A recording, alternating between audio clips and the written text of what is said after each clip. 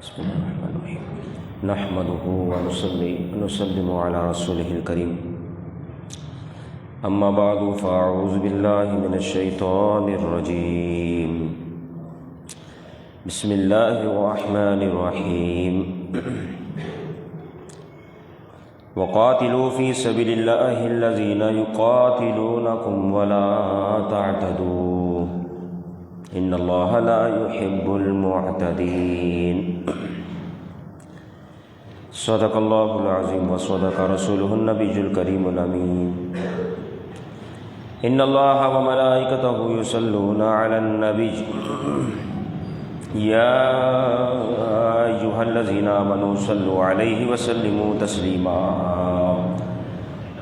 اللهم صل على سيدنا ومولانا محمد وانزله المقعد المقرب عندك يوم القيامة اللہ جل جلالہ واتم برہانہ وعظم شانہ حمد و ثنا سرکار فخر کائنات خاتم النبیین احمد مجتبیٰ صلی اللہ تعالیٰ علیہ وسلم کی بارگاہ میں ہدیتاً تحفتاً محبتاً اخلاصاً درود السلام کا نذرانہ پیش کرنے کے بعد رب تعالیٰ کے فضل و کرم سے درس قرآن کا یہ سلسلہ ہر اتوار بعد نماز ظہر جاری ہے۔ اللہ رب العزت ہم سب کو اس عمل پر استقامت نصیب فرمائے، قرآن مجید کے نور سے ہم سب کے قلب کو منور فرمائے۔ میرا رب سورہ بقرہ دوسرا پارہ ارشاد فرماتا ہے وَقَاتِلُوا فِي سَبِيلِ اللَّهِ الَّذِينَ يُقَاتِلُونَكُمْ، اور لڑو اللہ رب العزت کی راہ میں، انہیں قتل کرو۔ یقاتلونکم، جہاد کرنا، لڑائی کرنا۔ فرمایا وقاتلوا، ان سے لڑائی کرو اللہ کی راہ میں۔ یقاتلونکم، کہ وہ تم سے لڑائی کرتے ہیں، یعنی وہ تم سے لڑائی کرتے ہیں، وہ تمہیں قتل کرتے ہیں تو تم بھی انہیں قتل کرو۔ ولا تعتدوا، اور حد سے نہ بڑھو۔ ہر ایک کی باؤنڈری ہے، ایک حد ہے، اس سے نہ بڑھو۔ ان اللہ لا يحب المعتدین، بے شک اللہ تعالیٰ حد سے بڑھنے والوں کو پسند نہیں فرماتا۔ وَاقْتُلُوهُمْ حَيْثُ ثَقِفْتُمُوهُمْ، اور انہیں قتل کرو جہاں تم انہیں پاؤ۔ وَأَخْرِجُوهُمْ مِنْ حَيْثُ أَخْرَجُوكُمْ، اور انہیں نکال دو اس جگہ سے جہاں سے وہ تمہیں نکالتے ہیں۔ وَالْفِتْنَةُ أَشَدُّ مِنَ الْقَتْلِ، اور یہ بات یاد رکھو کہ فتنہ جو ہے وہ قتل سے بھی زیادہ سخت ہے۔ فتنہ وَلَا تُقَاتِلُوا مِنْ الْمَسْجِدِ الْحَرَامِ حَتَّى يُقَاتِلُوكُمْ فِيهِ، اور تم مسجد حرام کے پاس ان سے لڑائی نہ کرو یہاں تک کہ وہ تم سے لڑے اس میں۔ جب وہ لڑے تو تم بھی ان سے لڑو۔ فَإِنْ قَاتَلُوكُمْ فَاقْتُلُوهُمْ، پس اگر وہ تمہیں قتل کریں تو تم بھی انہیں قتل کرو۔ كَذَلِكَ جَزَاءُ الْكَافِرِينَ، یہ کافروں کا بدلہ ہے۔ فَإِنِ انْتَهَوْا فَإِنَّ اللَّهَ غَفُورٌ رَحِيمٌ، بس اگر وہ باز رہے تم سے لڑائی نہ کرے تو بے شک اللہ تعالیٰ بخشنے والا رحم فرمانے والا ہے۔ اس آیت مبارکہ میں جہاد کے حوالے سے حکم ہوا۔ اس سے گزشتہ آیت مبارکہ میں حج کا ذکر تھا، جس میں وطن چھوڑنا تھا، مال و متاع کو خرچ کرنا تھا۔ اس آیت مبارکہ میں جہاد کا حکم ہوا، جس کے اندر مال بھی ختم کرنا ہے، اپنی جان کو بھی رب کی بارگاہ میں پیش کرنا ہے۔ اسی طریقے سے صحابہ فرماتے ہیں کہ یہ آیت جہاد کے حوالے سے سب سے پہلی آیت مبارکہ ہے، کیونکہ ابتداءً مسلمانوں کو یہ حکم تھا کہ کافروں کی تکلیف برداشت کریں، انہیں اف تک نہ کہیں، ان کی طرف سے پہنچنے والی ایذا ان کو برداشت کریں۔ جب یہ آیت مبارکہ نازل ہوئی تو اب انہیں حکم ہوا کہ وقاتلوا فی سبیل اللہ، اب اللہ کے راہ میں لڑائی کرو۔ حضور علیہ السلام 6 ہجری عمرے کا احرام باندھ کر حدیبیہ کے مقام پر تشریف فرما ہوتے ہیں۔ اس کے بعد مشرکیوں نے حضور علیہ السلام کو حدیبیہ کے مقام پر روک لیا، آگے نہیں بڑھنے دیا۔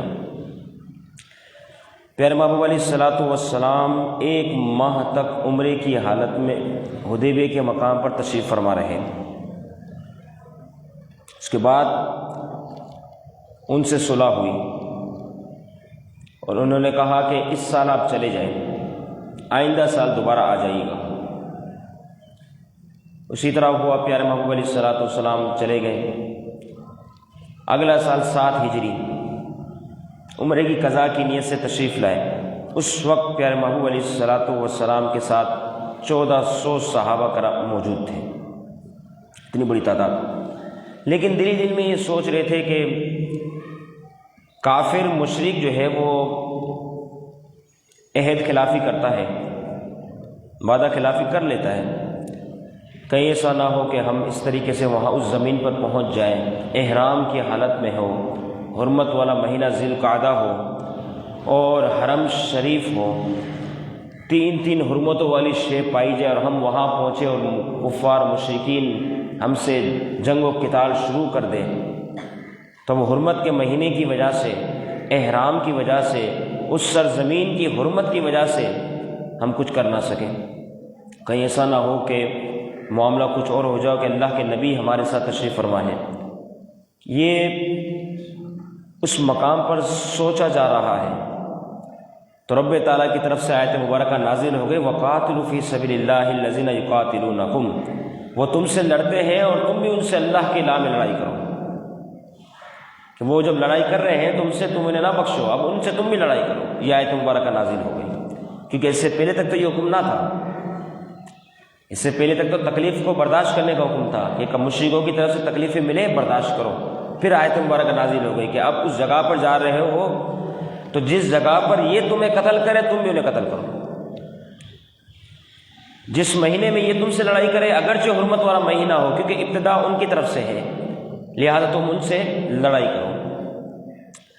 تو اس طریقے سے یہ معاملات میں فرمایا وَقَاتِلُوا فِي سَبِيلِ اللَّهِ، یہ لڑائی جو ہے اللہ کی راہ کے لیے ہو، فی سبیل اللہ ہو، نفس کے لیے نہ ہو، فقط رب کی رضا کے لیے، اپنا غصہ اس میں شامل نہ ہو۔ مفسرین کرام نے لکھا کہ غصے کی 3 قسمیں ہیں، نفسانی ہوگا، رحمانی ہوگا یا شیطانی ہوگا۔ یہ 3 قسم ہے غصے کی۔ غصہ جب بھی آئے گا ان 3 قسموں میں سے کسی ایک قسم کے ساتھ ہوگا۔ بھلا غصہ رحمانی بھی ہو سکتا ہے، ہوتا ہے، نفسانی غصہ تو سب جانتے ہیں، شیطانی غصہ بھی اکثر جانتے ہیں۔ عبادات میں اور نیکیوں پر جو غصہ آ جاتا ہے، بندہ عبادت کر رہا ہے اس کو غصہ آ گیا، اتنی بڑی عبادت ہے الیاذ باللہ، اتنا وقت لگ گیا الیاذ باللہ، روزی کی حالت میں سخت پیاس لگ گئی، غصہ آ گیا الیاذ باللہ۔ تو عبادات اور نیکیوں پر جو غصہ آتا ہے وہ شیطانی غصہ ہوتا ہے۔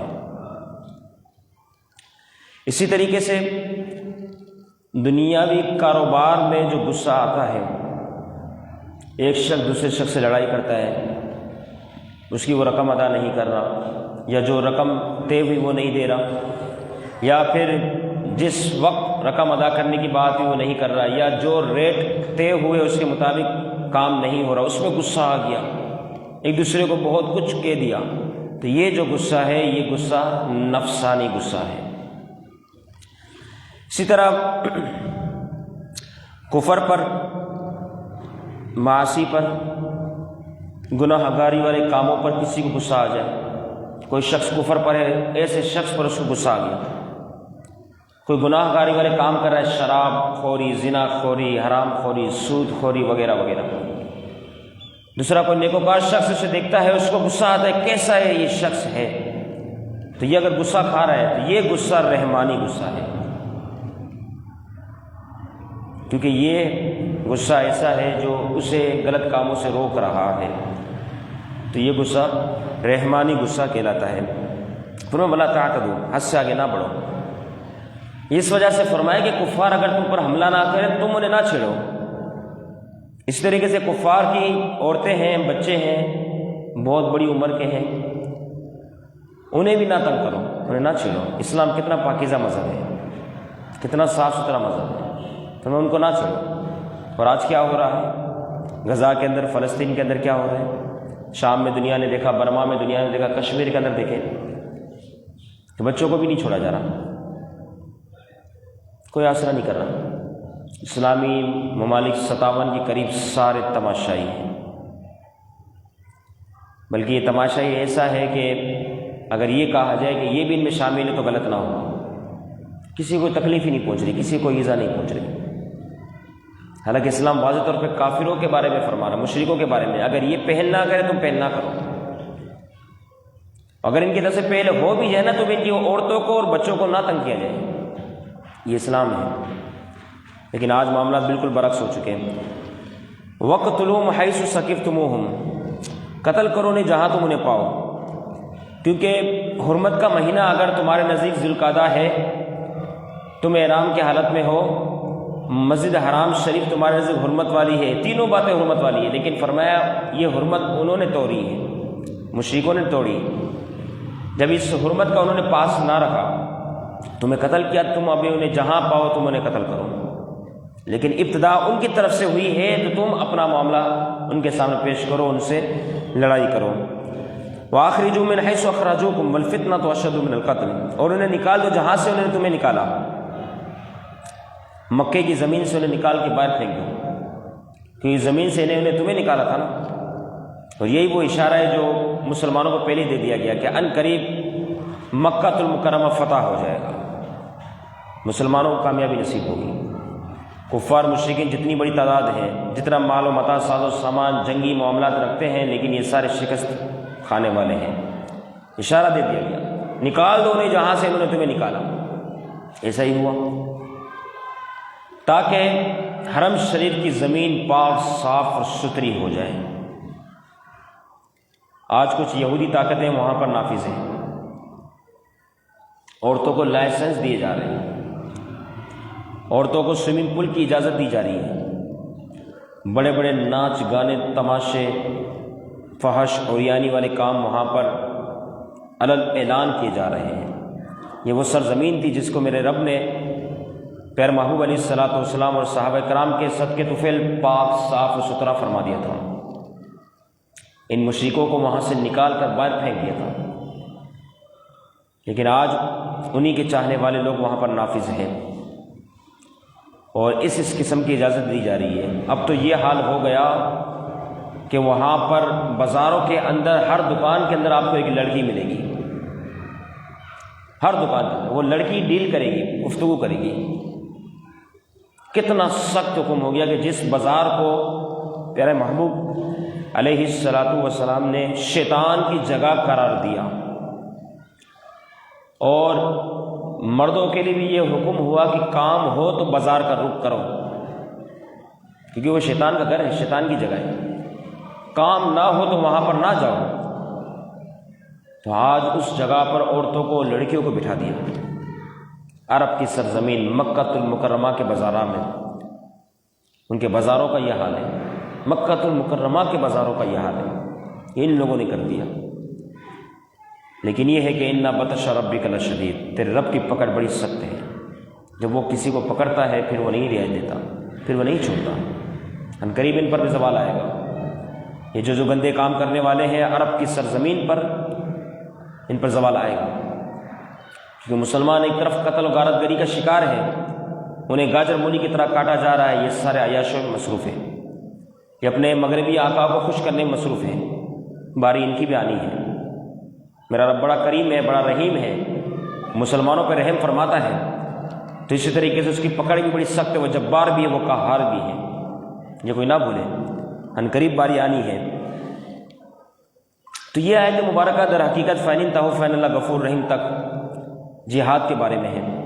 جہاد کے عقلی بھی فائدے ہیں، نقلی بھی فائدے ہیں، بے شمار فوائد ہیں، چند میں آپ کے سامنے ذکر کرتا رہوں۔ مالدار شخص سے اس کا امتحان ہوتا ہے زکوٰۃ کے ذریعے، دنیا دار شخص کا بھی امتحان ہوتا ہے نماز کے ذریعے، لیکن جس کو اللہ نے روح و جسم عطا فرمایا ہے، جس کو جان عطا کی ہے، اس کا امتحان جہاد کے ذریعے ہوتا ہے۔ یہ بھی ایک امتحان ہے کہ یہ جان جو اللہ نے دی اب باری آئی جہاد کی تو یہ اس کی راہ میں خرچ کرتا ہے یا نہیں کرتا۔ دوسری بات، حب الدنیا راس کل خطیہ، کما قال نبی صلی اللہ علیہ وسلم، حضور نے فرمایا دنیا کی محبت ہر برائی کی جڑ ہے، ہر برائی۔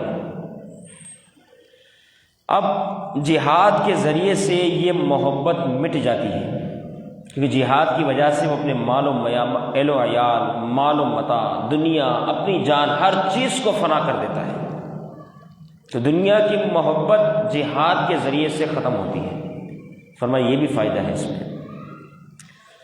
تیسری بات یہ ہے کہ زندگی جو ہے عبادت کے لیے ہے، اور عبادت کے لیے آزادی ضروری ہے، اور آزادی کے لیے جہاد کرنا ضروری ہے۔ اگر یہ جہاد کا پاور مسلمانوں کے پاس نہ ہوتا تو آج بڑی قومیں، بڑی طاقتیں رکھنے والے مسلمانوں کی مساجد کو شہید کر دیتے۔ ایسا ہو رہا ہے، غزہ، فلسطین وغیرہ میں دیکھیں اسی طرح حال ہے، الیاذ باللہ۔ ہندوستان میں دیکھیں ایک پرانی مسجد، بابری مسجد، سب آپ جانتے ہیں کیا معاملات ہیں۔ تو یہ ہو رہا ہے مسلمان کے اندر جب تک جہاد کا جذبہ بیدار ہے، دوسری قومیں، دوسری طاقتیں، بڑی بڑی قوتیں رکھنے والی جماعتیں مسلمانوں کو کوئی نقصان نہیں پہنچا سکتی جب تک ان کے اندر جہاد بیدار۔ آج ہمارا جہاد کا معاملہ کمزور ہوا تو یہ مغربی دنیا پاور میں آئی اور انہوں نے مسلمانوں کو کچلنا شروع کیا۔ لیکن آج بھی مسلمان کے اندر جہاد کا اگر جذبہ بیدار ہو جائے، آپ دیکھیں گے یہ جتنی بڑی بڑی طاقتیں ہیں سب ہمارے قدموں میں گری ہوئی ہوں گی۔